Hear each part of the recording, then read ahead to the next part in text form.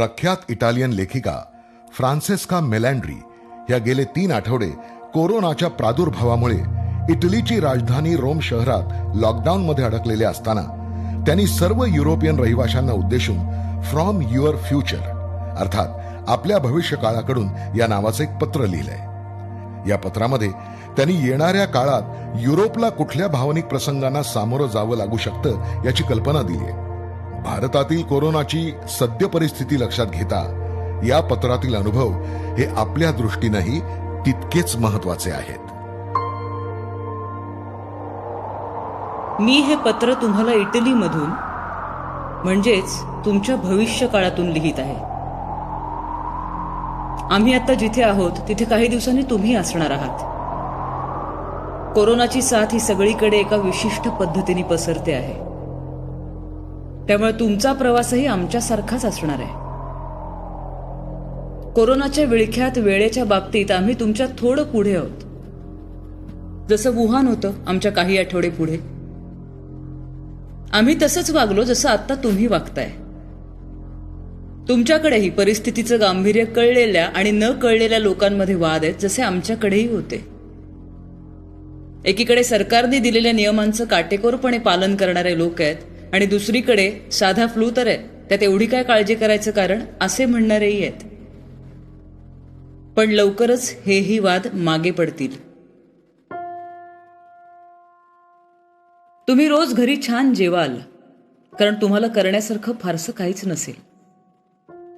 तुमच्या मोकळ्या वेळेचा सदुपयोग तुम्ही कसा करावा यासाठी तुम्ही इंटरनेटवरून मार्गदर्शन घ्याल. वेगवेगळे छंद असलेल्या, आवडीनिवडी असलेल्या अनेक ऑनलाईन ग्रुप्सचा तुम्ही भाग व्हाल. सुरुवातीला कुतूहल वाटणाऱ्या गोष्टींकडे नंतर मात्र तुम्ही डुंकूनही पाहणार नाही. अनेक वर्ष तुमच्या कपाटात धूळ खात पडलेली जुनी नावाजलेली पुस्तकं तुम्ही वाचायला काढाल. तुम्ही ती वाचायला सुरुवात कराल, पण लवकरच तुमचं मन त्यात रमणार नाही. तुम्ही पुन्हा जेवाल, पण यावेळेस तुम्हाला झोप लागणार नाही. आपल्या देशाचं, त्यातल्या लोकांचं काय होईल असा प्रश्न तुम्हाला पडेल. तुम्ही मेसेंजर, व्हॉट्सॲप, स्काईप, झूम अशा ऑनलाईन साईट्स आणि ॲप्स मोठ्या प्रमाणात वापराल. तुम्ही वृद्ध असाल तर तुमच्यापासून दूर असलेल्या तुमच्या मुलांची तुम्हाला नेहमीपेक्षा जास्त आठवण येईल. त्यांना तुम्ही पुन्हा कधी भेटाल, कदाचित पुन्हा भेट होईल की नाही, अशा असंख्य विचारांनी तुमच्या काळजाचा ठोका चुकेल. जुनी भांडणं, वादविवाद आता क्षुल्लक वाटायला लागतील. ज्या लोकांशी आयुष्यात पुन्हा कधीच बोलणार नाही अशी शपथ घेतली होती, त्यांची आपुलकीनं चौकशी करण्यासाठी तुम्ही त्यांना फोन कराल. अनेक महिलांना घरी मारहाण सुरू होईल. आपण निदान आपल्या घरात सुरक्षित आहोत, पण ज्यांच्याकडे राहायला घरं नाहीत त्यांचं काय, असा विचार तुम्ही कराल. अत्यावश्यक वस्तूंच्या खरेदीसाठी बाहेर जाताना नेहमी वर्दळ असणारे रस्ते तुम्हाला निर्जन आणि भयावह वाटतील. त्यातून तुम्ही स्त्री असाल तर भीती आणखीनच जाणवेल. संस्कृतींचा विनाश अशाच गोष्टींमुळे होतो का? एवढ्या पटकन हे घडू शकतं का? कदाचित यालाच युगांत म्हणतात का? असे प्रश्न तुम्हाला भेडसावू लागतील. घरी परतल्यावर तुम्ही या विचाराचं चक्र थांबवण्याचा प्रयत्न कराल आणि स्वतःला घरकामांमध्ये गुंतवून घ्याल. तुम्ही अनेक गोष्टींवर हसाल. तुम्ही कुठल्याही गोष्टींवर हसाल, पोट दुखेपर्यंत हसाल, मात्र तुमच्या विनोदावर निराशेचं पांघरूण असेल. तुम्ही बाजारात जाण्याची तुमची वेळ तुमचा प्रियकर, तुमचे प्रियजन, तुमचे मित्र यांच्यासोबत ठरवाल, कारण त्या निमित्ताने तुम्ही निदान प्रत्यक्ष त्यांना जवळून पाहू शकाल, अर्थात सोशल डिस्टन्सिंगचे नियम पाळूनच. अनावश्यक असलेल्या अनेक गोष्टींची जाणीव तुम्हाला होईल. तुमच्या आजूबाजूला असलेल्या लोकांचा खरा स्वभाव तुम्हाला कळेल. गैरसमज दूर होऊन काही लोकांबद्दल खात्री वाटेल आणि काही लोकांचं आश्चर्य वाटेल. प्रसिद्धीच्या झोतात असलेली अनेक मंडळी अचानक गायब होतील. त्यांच्यापैकी काही विद्वान वाटणारी मंडळी असंबद्ध वाटू लागतील, त्यांची मतं आता क्षुल्लक वाटू लागतील. आणि आधी ज्यांच्या मतांची खिल्ली उडवली गेली, ज्यांच्याकडे दुर्लक्ष केलं गेलं, ती विश्वासपात्र वाटू लागतील. काही लोक या संपूर्ण परिस्थितीला एक नवा दृष्टिकोन देतील. या सगळ्यामुळे पर्यावरणाला होणारे फायदे सांगतील. तुम्ही त्यांच्याशी एका क्षणापुरते सहमत व्हाल देखील, पण पुढच्या क्षणाला तुम्हाला त्यांचा राग येईल.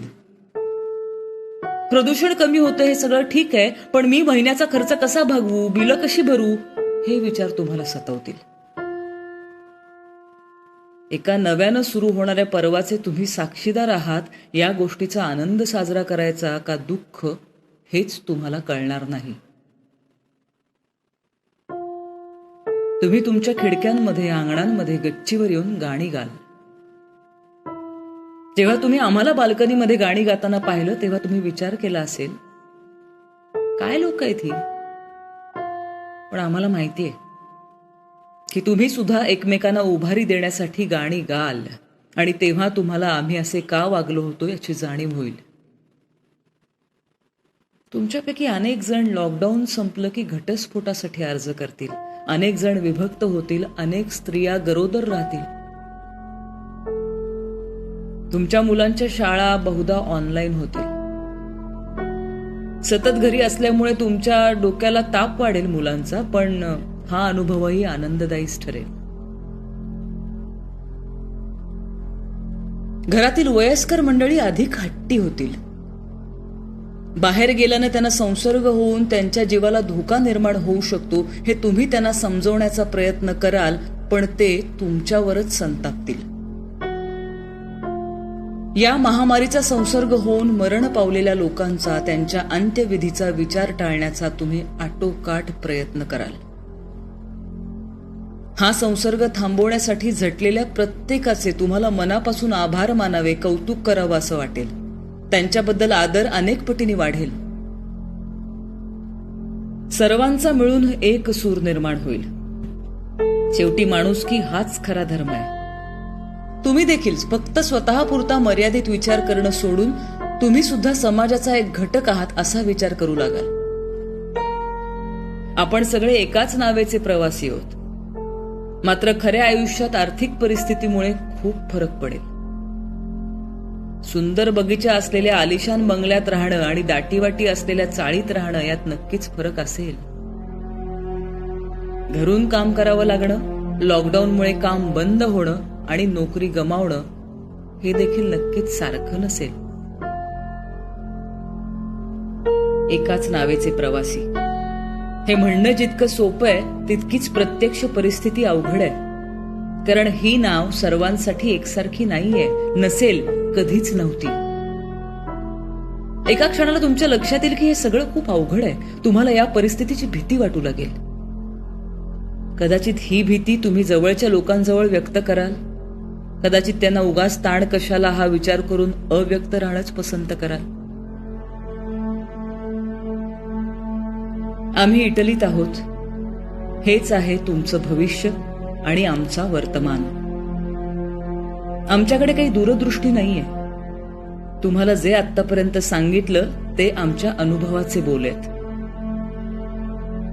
त्याहून थोडा पुढच्या भविष्याचा विचार केला तर ते तुमच्यासारखंच आम्हालाही माहित नाहीये. आम्ही आता फक्त तुम्हाला एवढंच सांगू शकतो की जेव्हा हे सगळं संपेल तेव्हा जग फार वेगळं असेल.